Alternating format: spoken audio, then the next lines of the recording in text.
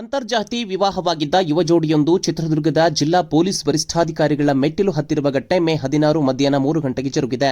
ಚನ್ನಗಿರಿ ಮೂಲದ ಕೆಎಲ್ ಸಹನಾ ಹಾಗೂ ಹೊಳಲ್ಕೆರೆ ಮೂಲದ ಆರ್ ಸುರೇಶ್ ವಿವಾಹವಾಗಿದ್ದರು. ಕಳೆದ 20 ದಿನಗಳ ಹಿಂದೆ ಆಲೂರಾಮೇಶ್ವರದ ಸಮೀಪ ದೇವಸ್ಥಾನದಲ್ಲಿ ಮದುವೆಯಾಗಿದ್ದರು. ಆದರೆ ಯುವತಿ ಮನೆಯವರಿಂದ ವಿರೋಧ ವ್ಯಕ್ತವಾದ ಹಿನ್ನೆಲೆಯಲ್ಲಿ ಯುವ ಜೋಡಿ ಆತಂಕದಲ್ಲಿದ್ದಾರೆ. ಹೀಗಾಗಿ ಚಿತ್ರದುರ್ಗದ ಜಿಲ್ಲಾ ಪೊಲೀಸ್ ವರಿಷ್ಠಾಧಿಕಾರಿಗಳ ಕಚೇರಿಯ ಮೆಟ್ಟಿಲು ಹತ್ತಿದ್ದಾರೆ.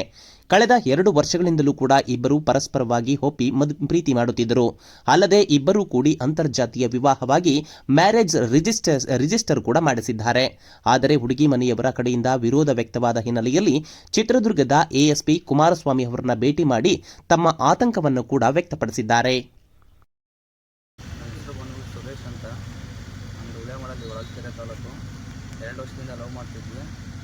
ಇವಾಗ ರೀಸೆಂಟಾಗಿ 17 ಡೇಸ್ ಆಯ್ತು ಮದುವೆಯಾಗಿ ಆಲೂರಾಮೇಶ್ವರದಲ್ಲಿ. ಇವ್ರ ಮನೆಯಲ್ಲಿ ಅಪೋಸ್ ಮಾಡ್ತಿದ್ದಾರೆ. ಅದರ್ ಕೇಸ್ ಬಂದಿತ್ತು. ಇದು ಪ್ರಾಬ್ಲಮ್ ಆಗ್ತಿದೆ ಕೇಸ್ಗೆ. ಅವ್ರದ್ದು ಯಾವ ಊರು? ಮತ್ತು ಅವ್ರದ್ದು ಚನ್ನಗಿರಿ ತಾಲೂಕು ಕೊಡಗೇಕೆರೆ. ಹೆಂಗೆ ಲವ್ ಏನು ಶುರು ಆಯಿತು? ಎಲ್ಲಿ ಲವ್ ಶುರುವಾಗಿದ್ದು ಟೆಂಪಲಲ್ಲಿ ಸ್ಟಾರ್ಟಿಂಗ್. ಅವರೇನು ಓದ್ತಿದ್ದೀರಾ, ನೀವೇನು ಓದ್ತಿದ್ದೀರಾ? First year degree. ಇವಾಗ ನಾನು ಡಿಗ್ರಿ ಡ್ರಾಪ್ ಮಾಡಿದ್ದೆ. ಸೆಕೆಂಡ್ ಇಯರ್ ಡಿಗ್ರಿ ಜಾಬ್ ಹೋಗ್ತೀನಿ. ಇಲ್ಲ, ಬೇರೆ ಕಡೆ. ಈಗ ಜಾಬ್ ಮಾಡ್ತಿದ್ದೀರಾ?